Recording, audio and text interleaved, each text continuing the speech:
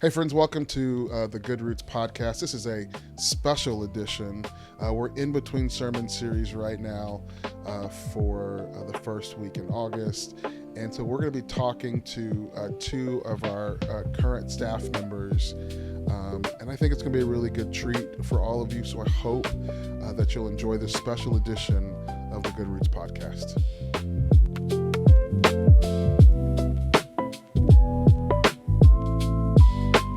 Hey friends, welcome back to the Good Roots podcast. Like I said, this is a special edition. I have two young women who are on our staff right now. We have Lexi Harper. Would you like to be called by your adult name, Alexis? Lexi's I only really get called it when I'm in trouble. So. Okay, so Alexis Harper is with us, and she is on staff with our family ministries team. And then we have my favorite person in the world, Bianca Grindo. She has been our summer intern, and this is actually her last week with us until she goes off to college. You are a D1 athlete getting ready to go throw big time college everything. That's me. You seem super excited. So excited. Okay, cool. All right, so this week for the podcast, I thought it'd be really fun for folks to get to see some of the folks who work on our staff. If they have been watching, if you've been watching, you've come in encounter with Tim, our worship director, Diane, who's our missions director. But we have been really blessed at Harvest to have some incredible young women on our staff. And Hannah's not with us right now because she's actually preaching out of town. She's preaching for a whole week. But I wanted to sit and talk with you guys about a couple of things. I figured we rapid fire topic, and people get to kind of know you that way. And we can also we want to hear your opinion about some life things, if that's okay. Does that sound good? Yeah. Okay, cool. Let's do it. So first topic. So it's about to be back to school time, and so we're going to be welcoming folks to come and get their backpacks blessed. We're going to have teachers who are going to be here in the building on August 9th. I wonder what's one of your fondest memories of going back to school. It could be for you, either high school, elementary, college, and you've only been so far to elementary school and high school. What's your fondest memories of back to school? Lexi, you go first. I go first. So in college, I was in a sorority, so recruitment was always the week before school started, and that's always fun because instead of just starting with classes, you start and I got to spend literally a full week with my sisters and act goofy and be silly and raise money for children's hospitals in Oklahoma City. So that's cool. And then at the end of the week, we got to welcome new members into the sorority. And then we all wore matching shirts on the first day so we could see, okay, I have these sisters in my classes. Yeah, that's cool. Okay, so I actually want to ask you a specific question. So you just graduated from high school. Sure did. You were a senior last year. So my son graduated with you. My daughter is a year behind you. And so there's this tradition around here. Is it the first day of school where you guys get up really early? Yeah. Okay, tell me about that. So that morning, most people wear fun painted senior jeans. Yeah. And we have a senior sunrise where last year they made pancakes, but they let some of our student council or student government kids do it. And so they were questionable pancakes. Yeah. But it was really fun. We just took a lot of pictures together, watched the sunrise, and then we all got to go to class wearing our senior jeans. And so it was a really fun experience. I would talk about my experience, back in school, but since I'm ancient now, Tim, if you guys don't know, is back there with us. He's producing. He and I are the old guys in the room, and we remember getting trapper keepers in our starter jackets. Oh, yeah. Picking out your dinosaur you're going to ride to school. Yeah, the dinosaur that we were going to ride to school. You'll stop it. No, yeah. So for us, it's funny, right now, and because I know you guys are both on TikTok, there's all these, you probably don't get these, but there's all these trends about remembering what it was like to be a kid in the 90s. And so, we used to get our books and have to cover them in brown paper bags because like you had to keep the books like for real. Like you would go get grocery brown paper bags. You would cut them around your books and tape them down so that you kept the outside cover of the books good for the next year. We would all go get like trapper keepers with like, it was like the space. It looked like space, like a psychedelic space on top. Trapper keepers were the coolest thing because you could keep everything in it. Don't look at me like that. I know. I don't like the way they're looking I at me. don't like it. And then if you were really cool, you got a fresh new starter jacket, especially if you live somewhere that it might get cold. Like, so we would get like our favorite teams. Like if you were a Dallas Cowboy fan, which I'm not, but if you were a Dallas Cowboy fan, you would get like the old school starter jacket. Okay. Are they like the varsity style jackets? No, they were like, Tim, help me out here. So I actually found mine the other day. I had a Chicago Bulls windbreaker. Yes. Yeah. Okay. Yeah. Like About 1992. 'Cause Yeah. I'm just a little older than you. You are just a little older than me. And I keep that in my back pocket. I do. Yeah. I think it would be great for you guys who are watching this at home or like, you know, hanging out and listening to this in your ear while you're running or walking or whatever. I wonder what it was for you when you were in high school, probably particularly like what it was that you loved. Like, I don't know. I don't want to say anything that's going to be offensive. Like, it's almost like Back to the Future. Well, we went to the corner pop store and got us a soda. I don't know. Okay, so let's move on before I get me into trouble. You guys will be fine. So, what was one of the biggest worries? I think over time life has changed enough where, like, what I worried about when I went to that first day of school was different. It feels like for young people right now, there's a lot of pressure, whether it be high school, going into college. Like, you're about to start your college journey. As you think about it right now, what is like what's one of the biggest pressures that you feel when you're starting like a new school year? I know you're out of the game for the moment, but Bianca, what's the biggest pressure you're feeling right now? I know for like in high school, it was more like, oh, well, you have to look nice the first like week or so. Like I went in and I apparently looked so nervous my first day of senior year. I got asked if I was new. So it's really tough. Yeah. You just have to be very confident now or everybody like says something about it. Yeah. So that's like a big pressure. Yeah. For college, it's just a whole new world. Like I Yeah. know none of the area. I want to look like I fit in kind of. Yeah. And that's like not the right thing to say. Like you shouldn't have to fit in, but You'll find your way. Yeah. Pretty sure you will. hopefully. And if not, you can always the come transfer back portal. home. Yeah, the transfer portal. Lexi, you work with our youth and our children. What do you notice about kids when that first couple of days of school comes around? Like, what do you feel like the big pressures are right now? You know, I've noticed a lot about our kids, but I don't ever notice them being phased by school starting. Okay. And because our kids are very smart Yeah.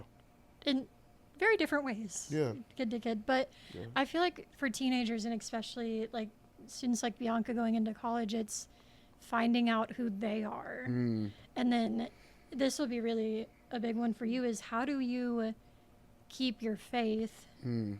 while being a student and Yeah. especially in schools that aren't like Wood Ranch Christian School here. It's not, most schools aren't Bible based, aren't Yeah. Christian based. So how do you balance learning with your faith, I think? That's a great And- segue. And Yeah. how do you manage who you are as a student with who you are in Christ? Yeah. Because you and I know that can be the same thing. It's the same person. Yeah.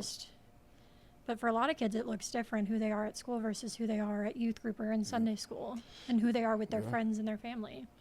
Well, it's a big transition because, like, right now for you, I know, like, I just sent my son off. Church is a part of our family life. And when you go, you're going to have to find your community of people. You're going to have to figure all of that out. You know, the Methodist Church tries really hard to have, like, the Wesley houses and like Wesley centers and all those kind of things. But not every campus has one. This kind of comes back to what we've been talking about, what we're going to be talking about in a couple of months as a church, this idea of transitions. Like, what do you do when you're going through a transition? Like, your parents are about to become empty nesters. We sent our first one off. It's been a weird transition. Tim back there it's coming for him too, and even the lead up to transition.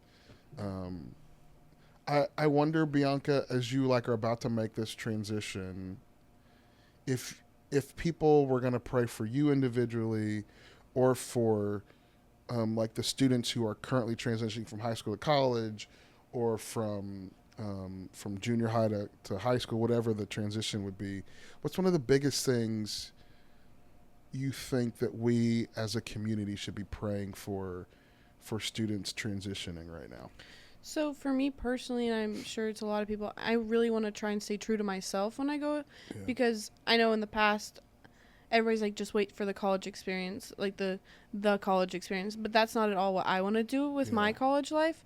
And so it's just like not feeling the pressure to go into situations that aren't what I want for myself. So just staying really strong in my faith and staying strong in like what I believe is a big thing for me right now.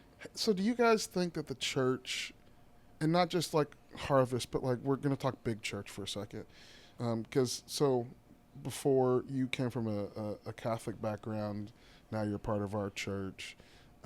You've been Methodist your whole life. But like, do you think the church, the big church, universal church, has prepared you for these transition moments? And if we haven't, or if we have, what are the ways in which we've done it? So like, it could be, you may go, no, they didn't prepare us, and I wish I had gotten this. Lexi, I'll let you take this first, because we made Bianca talk a lot. Yeah, I feel like my mom personally played more of a role in my faith than my church did. So I have a kind of unique church growing up experience with, I had 6 youth directors in 6 years.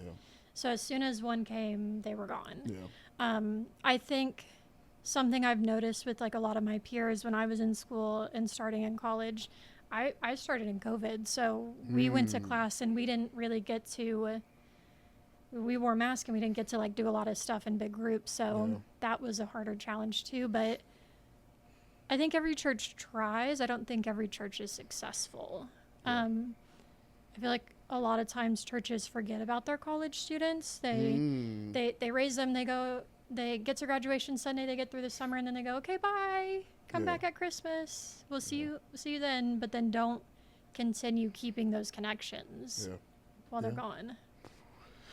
So, I mean, this is kind of on the spot. Do you feel like you're ready to make that transition? Like, do you think we've prepared you well? I feel like it's been nice that we do have like the college people. I don't know what they're called exactly, but the ladies who are going to be like the college ministry that sends you guys cards and stuff. And it is really nice that Troy does have a Wesley place, but I feel like in the Catholic Church it's not really talked about. Like you just go through life, like you don't really talk about certain parts of your life. I feel like here it's been a lot better. Like we've talked about how I'm going to go to college, how I'm going to get connected there, how that's going to go. So I feel like it's been a lot better. I mean, I feel like you can always do more. Like Lexi said, you do kind of go to college. You might get a card every once in a while, but it's not like constantly checking in on them or providing them with things that they could use. I think that's interesting because, like, I think sometimes maybe we forget as a church, like we've tried to invest in your lives, but then at some point, out of sight, out of mind happens. So I think that's a good word for us to hear as just everyday church members and even staff and pastors. Like when we send our kids off to school, and Tim and I talked about this in our last podcast about the community, right? So when he and his family joined on Sunday, we said to them, we're gonna be with you as you grow. We're going to be with your family. And I think that's important for us to hear, is that commitment doesn't end when you like aren't here every Sunday because you're off at school. Like we need to figure out the way to take that commitment more seriously. That's a good word for us, I think. I also think too, in the past, there's been this trend of people will go to college and then they come back to church when they start families, but that's a dying trend too. And I think part of that stems from not keeping those relationships and those vows when we send our students like Bianca off into the world. Well, and it should be. I would think that it should be easier for us as United Methodists because we're so connectional, right? So when you go to the Wesley, like you will probably find a director there that has connections to people here in Florida and all of those things because we're connectional. And so I guess my hope is that not only does your church, like us, but like the church across the country and the globe figures out a way to stay connected with you because it's important to us. Like we want to see you succeed. Like some of you may not know this, but I used to be Bianca's coach. Oh, jeez. Until I quit on her. I still love you. But you know, for me, I have a vested interest in seeing you succeed because you know, you're a part of my family. You're a part of our family at Harvest. And I think the church just needs to hear that, like, hey, even though we're not going to get to see you every Sunday, you're still a part of us, and we need to still keep figuring out a way to keep connected with you. Yeah, I really agree with that because I feel like it's really easy when you go off to college. Like, you either dive really deep into your faith or you start falling apart from it just because life gets busy. Yeah. So I feel like if there was more of, like, an intentional connection there, it would help keep people strong in their faith more. That's good. Intentional. Okay, let's switch gears for just a second because we've got to kind of make sure we don't run out of time. So both of you work at the church. I'm going to go Bianca first. What is one thing you've taken away from your summer working here at Harvest? Just and about like the life of church and like working in a church. That's hard to pick one. Okay. I've realized that there's a lot more about a church than you realize. It's not just come every Sunday here. Yeah. But they're saying, like, there's so much more that goes into it. Yeah. It's made me realize that maybe I do want to stay part of, like, do something in the church when I'm older, like, whether that be a family ministries person or just, like, really anything within it, just because I really like seeing what goes on and just, like, how it turns out so well, like, all the work behind that. But yeah, just really liked it. It's funny because I think people think the church, it just happens on Sunday. Yeah. And they don't realize, like, I remember looking at you our first, like, when we're sitting in our first, like, staff meeting going, like, she's about to figure out that we do a whole lot more behind Yeah, I had the no scenes. idea. It was insane. Yeah, it's a lot. I've learned a lot. Yeah. Lexi, you're kind of in a different spot. So, like, she's at the beginning journey. I mean, you technically are too. But she's at the very beginning journey of, like, school and, like, trying to figure out what she wants to do with her life. You've kind of committed yourself to being a part of the church. So I just wonder, from your vantage point, what are the things that you look forward to as you continue being a person who works, like it's a part of your vocation to be in church? Like, what are some of the things you're hopeful for, you're looking forward to? Yeah. I mean, I'm starting to see this with Bianca, but watching where the kids who Hannah and I work with every day grow up and become, functioning members of society is really exciting. Watching. Don't know if I'm there yet. She said starting. Yeah. Starting, yeah. But, like, watching you all grow and become adults, I don't want to think about getting old, but... Tim, that was a shot at us, buddy. Yeah, I don't know how I feel about that. I also look forward to watching ministry grow. I feel like Harvest is at a very pivotal point. You can feel it. I can feel it on staff. We're about there's like, I don't know what that growth looks like, but we're about to grow. I know with young professionals, that's about to grow too. It's been growing, but I can just feel it. Yeah. I think also, I love relationships with people. I love getting to know people and knowing I'm going to be at Harvest for a little bit, making sure, like, I build those connections with not just our children and youth, but, like, the ladies in Tuesday Live who I've been in small group with, too. Yeah, that's cool. It is. It's been fun watching you guys make not only connections with people at our church, but it's been fun watching... I am one of those older guys now. Oof. I know, right? Like 40. Ooh. But like, I was a 24-year-old at some point, like trying to figure out like what ministry looked like and what the most important things. And it's really encouraging now at 40 to hear you say things like, I want to build solid relationships and make connections, and not for transactional reasons, just because like I get the joy of building relationships with people. I remember being a little bit older than you when somebody said, I think the church is in good hands going forward. And I was like, I don't know if that's the case. But I do think as the church makes deeper connections with college students and keeps those connections with kids who are growing up, like you're a prime example of a kid who grew up, and every church is different, but here you are now pouring into the lives of kids and students and like getting young adults together. And I think that's really encouraging. And I hope that the church feels how encouraging that is, that like that legacy of who the church is will continue. It'll look different, right? Like, I don't know, and I'm not going to put you guys on the spot. I don't know what the church will look like in 20 years, the ways it will evolve and change. But one of my favorite people in the world, his name is McGray DeVega. He's a pastor in Tampa, tons of books out and all that stuff. He said, in order for the church to remain the same, it'll have to change.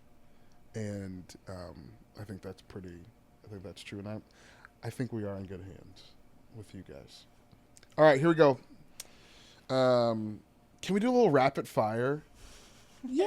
Sure. So my favorite person, Brene Brown, favorite podcaster, Brene Brown, always does rapid fire, but she usually lets people know ahead of time. So we're going to go Lexi first and then Bianca, because this is going to put you on the spot, okay? Okay, so, and you just got to, this is rapid fire. Off the dome. Off the dome. All right, and don't wrap it, though, okay? I might. What is your favorite story in Scripture? What is a story that you just love? I love the story of Mary finding the tomb empty, and Jesus and God using women to spread the gospel of Jesus. Look at you. All right, here we go, Bianca. Same question. What's your favorite story in the Bible? I actually just looked at this again today. Yeah. It's about Isaac being born, where he makes a promise. Yeah. But you have to wait. Like, you're not going to get that promise fulfilled on your time. You're going to on God's time. What?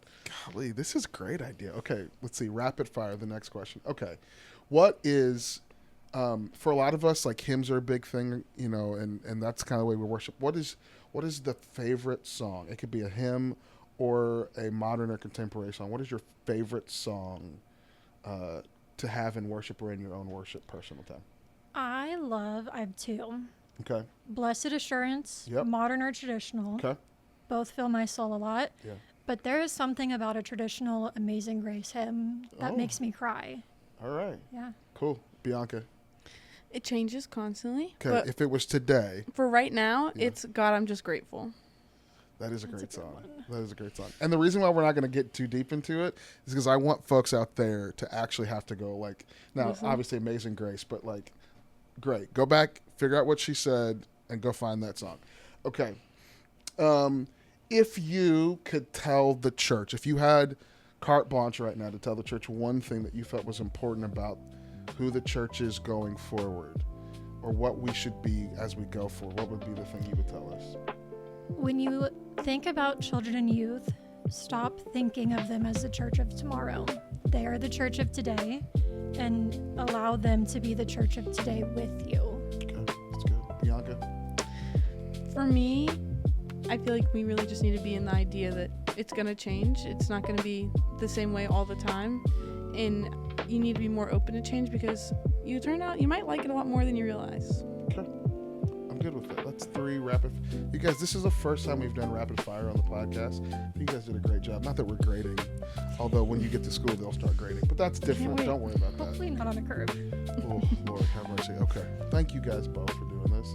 That was just kind of like last minute. It's like the special edition. But I'm really grateful for both of you guys in my life and the life of the church. And thanks for doing this with me today, because I know the whole thing was kind of off the top. Yeah. Yeah. Hey, and I want to thank you, friends, for joining us for the Good Roots podcast. Like I said, this isn't the normal that we normally do. I think this is a great change of pace. We got to see really the church now and the folks who are helping to shape us going forward. And I would say to all of you, I think we are in good hands. I think God has really given us some special gifts here at Harvest and in the church worldwide. And so I hope you enjoyed this podcast. I hope you'll come back and join us for our next podcast, the Good Roots podcast.